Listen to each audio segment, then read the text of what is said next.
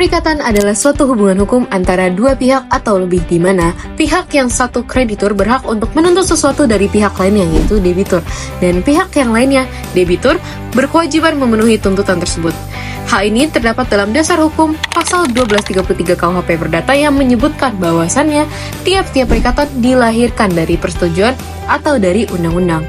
Perikatan juga ada beberapa unsur. Yang pertama ada subjek hukum, yaitu pihak-pihak yang terlibat seperti kreditur dan debitur. 2.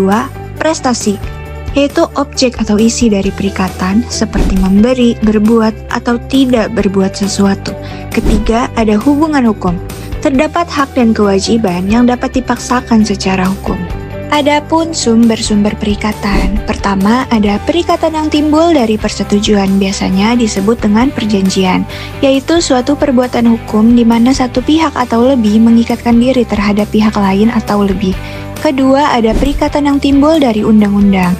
Nah, biasanya perikatan ini timbul karena undang-undang, baik karena undang-undang itu sendiri maupun karena perbuatan manusia, contohnya perbuatan melawan hukum. Selanjutnya ada pengertian perjanjian.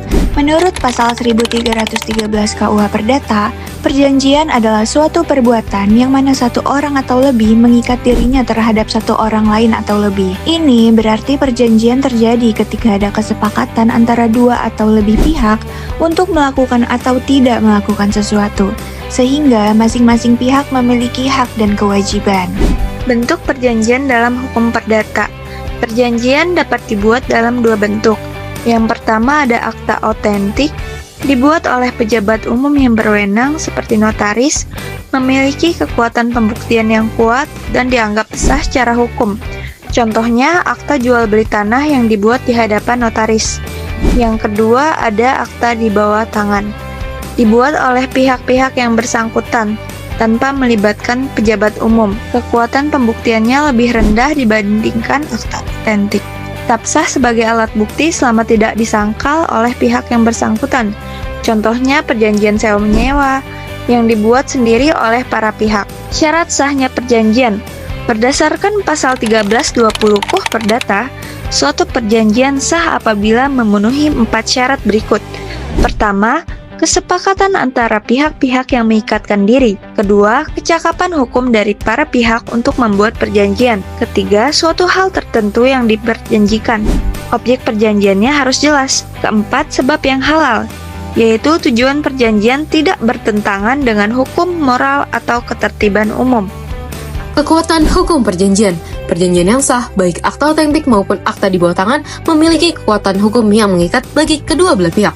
Berlakunya asas pacta sunt servanda, yaitu perjanjian mengikat seperti undang-undang bagi para pihak. Jika salah satu pihak melanggar perjanjian, maka pihak yang dirugikan berhak untuk menuntut. Yang pertama, mengajukan gugatan ke pengadilan. Yang kedua, menuntut pemenuhan isi perjanjian. Atau yang ketiga, menuntut ganti rugi atas kerugian yang ditimbulkan. Lalu ada jenis-jenis perjanjian. Ada perjanjian berdasarkan bentuknya seperti perjanjian lisan, perjanjian tertulis, dan perjanjian otentik. Perjanjian otentik ini dibuat di hadapan notaris dan memiliki kekuatan hukum yang lebih tinggi. Selanjutnya ada perjanjian asal terbentuknya seperti perjanjian sepihak dan perjanjian timbal balik atau bilateral. Adapun perjanjian berdasarkan isi atau tujuannya seperti perjanjian nominat dan perjanjian innominat. Selanjutnya asas-asas perjanjian. Ada asas konsensualisme, asas mengikat sebagai undang-undang, asas kebebasan berkontrak, asas kepribadian, dan asas itikat baik.